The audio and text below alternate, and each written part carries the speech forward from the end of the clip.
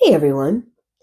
So there is almost nothing on this earth that is a must do or must not do, especially when you're on your own journey of self-discovery. But there is one habit that I believe so deeply in that I will recommend it to anyone who is on their path of spiritual enlightenment, self-discovery, however you want to phrase it. And that's meditation. And I could go on and on all about the physical, emotional, and spiritual benefits of meditation. But I figured that the best way that I could explain why I believe in this so deeply is to explain my own story of how it literally changed my life. So to anybody who's never seen my face before, hi, I'm Elizabeth Blackwell from Blissful Home and Body. And I have spent the last 10 years of my life studying everything I could so that I could specialize in setting sacred spaces and helping others on their journey to their highest and greatest self. So let's get started. I was not always this somewhat put together business owner, mother of 3 flourishing children that you see in front of you now. Now my main goal in life, besides to lift myself to my highest and greatest version, is to truly bring light and beauty into this world. But if you take me back about 15 years ago, I was a mess. I was a giant mess and I was barely functioning. In fact, I almost lost my life a couple of different times. And one of those I'll share with you today.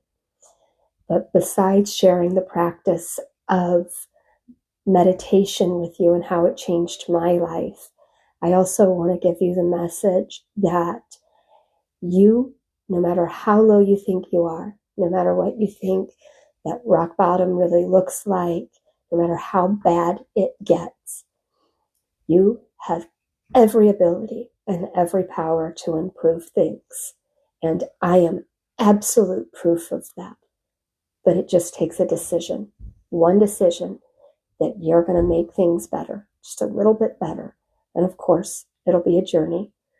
But I hope that through sharing this story with you, that it will prove to you that through meditation, other spiritual practices, or just generally the path to making yourself better, that you can change anything. I actually have 2 messages for you today. The first one is how transformative the practice of meditation can be. The second one we'll get to in a little bit. But for as far as how powerful the practice of meditation can be, the only way that I really know how to share it is to share my own story. And I actually did a video several years ago saying about how meditation changed my life. And I ummed and ahed through most of the video because I didn't know how much information to share. But I'm well beyond that point now. And I just want others to know how powerful this practice can be. So I'll start off with the fact that I have 3 children. I have a 23-year-old son, an 18-year-old son, and a 15-year-old daughter. And in my early 20s, I was actually in a really bad car accident, and it left me with a spinal issue. In fact, if you look at me straight on even today, my shoulders don't sit quite right, but that's no big deal. And I figured out how to get through the other parts. But between the birth of my first and second sons, I actually found out that I had some heart issues, mostly with arrhythmias, and the electrical wiring through my heart wasn't working right and things like that. In fact, it was in the ER with one of those heart issues that I found out I was pregnant with my second son. So he came into this world 10 months later. It's a lie that it's 9 months. It's actually 40 weeks. But, his was 9 months. But he came into this world with a little bit of lung immaturity. But after a few days in the NICU, came home and has grown into the bright, beautiful young man that he is now. So 3 years later, I discover that my daughter is on the way. And about, well, somewhere between my second and third trimester, I knew there was something up with the pregnancy. I knew that just something was different. Something felt different in me. I was very swollen. My ankles and my thighs were about the same width. And just something felt off with me. And so about a month before her due date, I got violently ill. And I was throwing up and throwing up and throwing up. And so, of course, they throw you in the hospital because they're afraid it's going to throw you into premature labor. And on the second night that I was there, I was telling my nurse, I'm like, I'm having a really hard time getting a deep breath. And it's really hard to breathe. So she starts updating the doctor throughout the night. And I don't know if she just woke him up one too many times or what, but he comes in the early morning. It was probably 6:30 in the morning. And he was really just kind of an ass. And this is somebody that I had previously gotten along with, seemed like a nice enough guy. And so he throws all of these tests at me. They, do a chest x-ray, and they're doing all this blood work, and they ultrasound my legs looking for clots because they're seeing that my O2 stats are low. And I'm telling them I'm having a hard time taking a deep breath. So a few hours later, he comes in and he says, well, you've got some fluid on your lungs, but other than that, we can't find out what's wrong with you. And it basically made me feel like it was all in my head. Not basically, they pretty much said that. And I remember just being mortified. I don't know if they thought I was doing it for attention or what, but it made me feel about this big. So I go home and just tell myself, okay, it's just a pregnancy. Let's get through this. And 2 weeks later, I go in and my daughter is born. My daughter was born the day before Thanksgiving, 2008. And she's born about 5 p.m. And I remember that first night, I couldn't breathe. And I thought, oh, I've got all this, weight off me. Why can't I breathe? But I wasn't going to say a word. So it was a pretty short time in the hospital. She was a little tiny, but she was healthy. She's like 5 pounds. So we go home the next day, and I lived almost an hour away from the hospital. But she was born at 5 p.m., and I remember being at home on my couch before 4 o'clock the next day, which happened to be Thanksgiving. And so I go through the next few days, and I remember nursing her, and I couldn't lay back. I still couldn't breathe. But I convinced myself that I was just having panic attacks. Told myself, you just had a baby, your hormones are all over the place. There was no way that I wanted to be made feel like that again. So on the 5th day home, it was the next Monday. And at that time, my eldest son was in kindergarten. My middle one was 3 and had just turned 3 actually. And then my daughter was 5 days old. And thank goodness, my mother-in-law at the time was staying with me. And so I looked at her and I said, I'm going to go lay down because I hadn't been able to lay back. So I really wasn't sleeping. Plus I'm nursing a newborn baby. I'd just gone through labor, a big mess, but that's generally to be expected after having a baby. And so I went to my bedroom and I laid down, and I remember having her swaddled right here, and my 3-year-old son was laying on the other side of me. And that was the last thing that I remembered. I actually woke up a month later in the hospital, intubated, which is where they have a tube down your throat and a machine is breathing for you. And when they intubate you, they restrain you so that when they bring you out of it, that you don't pull your tube. So the nurse who was keeping an eye on me knew that at this time, it was a medically induced coma. I had gone through the full near-death experience, all of that sort of stuff. the nurse comes in, and I can't see anything at the time. I'm coming out of all of these drugs. And she says to me, she goes, I'm going to untie your hands. Don't pull your tube. I remember nodding my head. So she unties my hands, and I immediately go like this. Where's my baby? Because that's the last thing that I remember. And she says to me, she goes, it's been a month. And your baby's fine. She's at home. And I can still remember the tears draining down the side of my face because I had missed the first month of my baby's life. And I had no idea why. So as they bring me out, they come to tell me that I had something called a postpartum cardiac myopathy. Actually, the doctors later revealed to me it wasn't a postpartum, that it was present throughout the entire last part of my pregnancy. That's what was causing all of the swelling. And that the doctors should have absolutely been able to tell that with just the simple chest x-ray that they had already identified all of the fluid on my lungs with. And so my first message is that if you know there's something going wrong with you and you're absolutely sure that there's just something that doesn't feel right to you, don't stop saying something.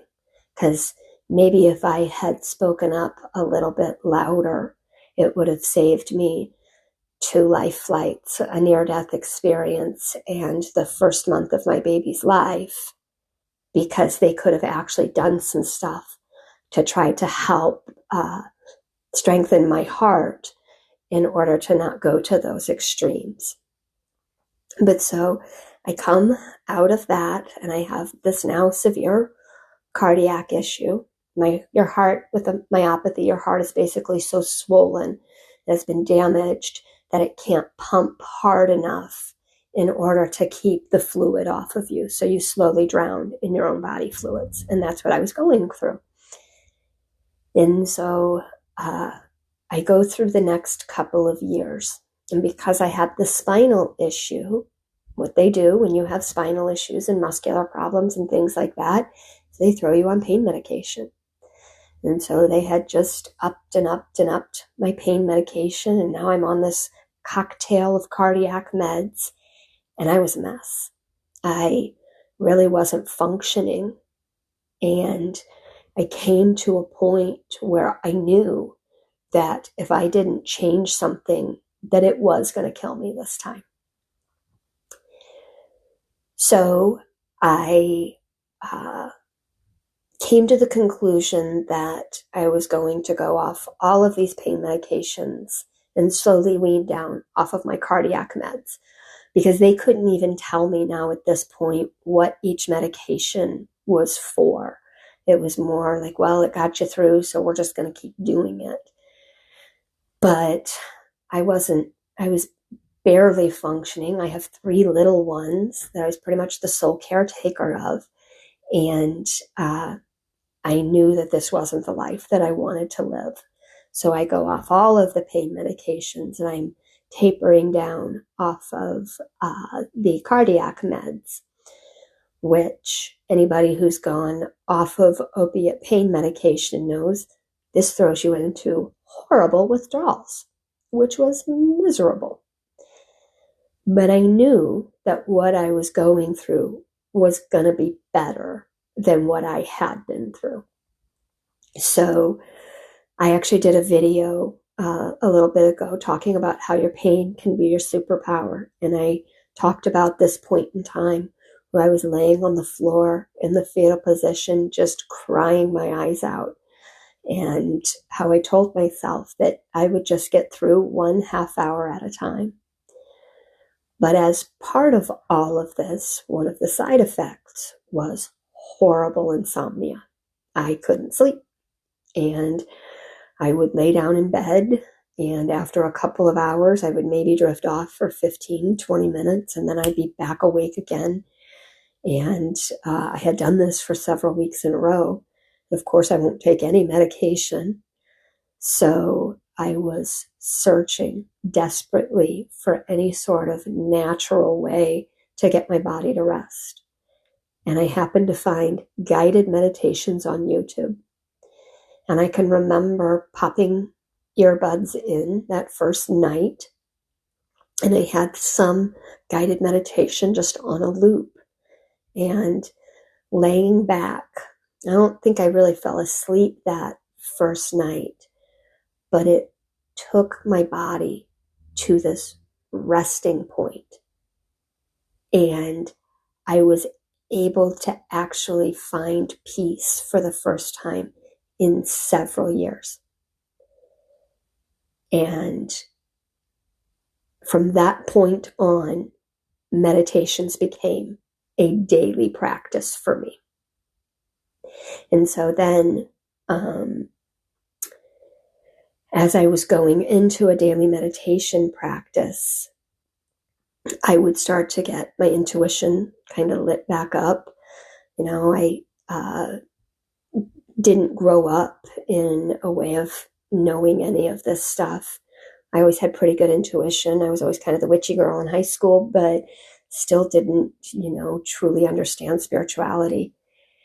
And so I started to get these nudges of what I needed to do.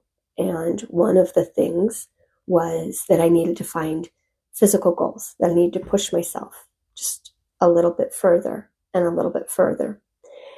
And so I happened to come across the Chicago Triathlon. This was in probably April, and the triathlon was in August. And I remember looking at the distances, and it was an Olympic, a sprint, and a super sprint. And I was looking at the super sprint, and I'm like, I can do that. I've got 5 months. I can do that. And so I slowly pushed myself a little bit further, and I went and did the Chicago Triathlon and just bawled over the finish line because I had gotten there. And I slowly built myself back up. And then the next year I went on and I did the super sprint and the Olympic. And then the following year I actually did something called the Triple Challenge, which is where you do all 3 distances. And then I kind of topped my triathlon career out at a half Ironman. I don't ever want to go further than that. And I actually decided I didn't really like triathlon all that much. It wasn't the community that I wanted to be in, and I was already running. And I then fell into ultra marathoning. And back in 2018, I did my first 50 miler. And then the following year, my first 100 miler.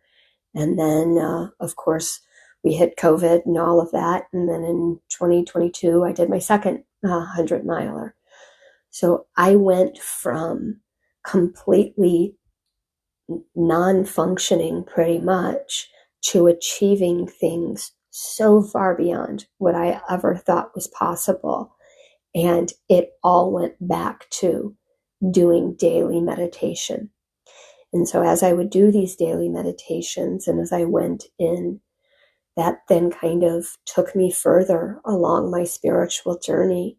And even way back when I was trying to bolster myself, I was studying herbalism and nutrition, and how I actually came into the practice of setting sacred spaces was my daughter was born. When my daughter was born, I was living in South Lake Tahoe, California.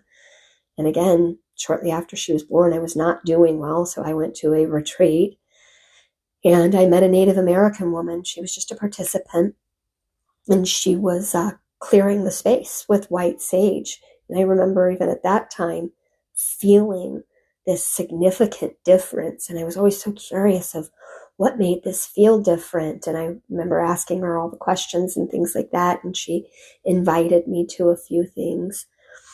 And so that was where I got that base knowledge from, but I wasn't in a space at that point in time to take that anywhere.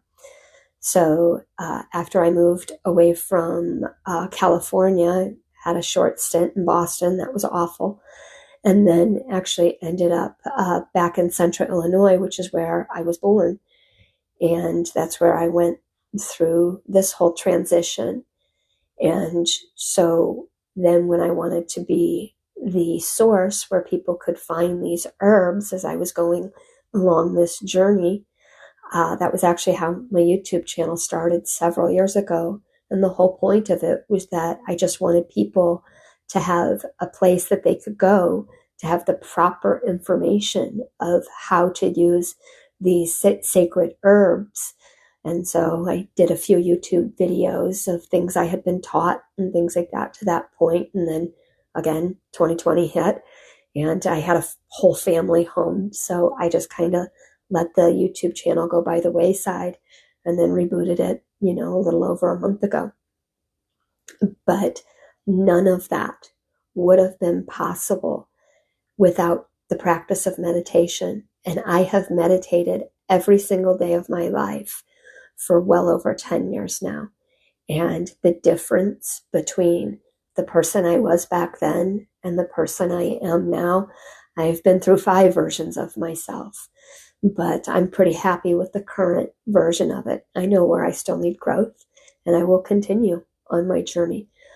But I feel like I owe so much of that to whether it was an angel on my shoulder or source whispering in my ear, or however you want to look at it, that night that I just happened to stumble across guided meditations on YouTube, and that I went into that place within me and then started to find so much from there. I truly hope that this video helped you along your spiritual journey in some way. If it did, I would absolutely love it if you hit the like button or possibly subscribe, because there's so much more to come about light and beauty that I want to put out into this world. And I would love to have you come along for the ride. So with that, I'll just let you know that I am sending you all so much light and love, my friends, and I hope you all stay well.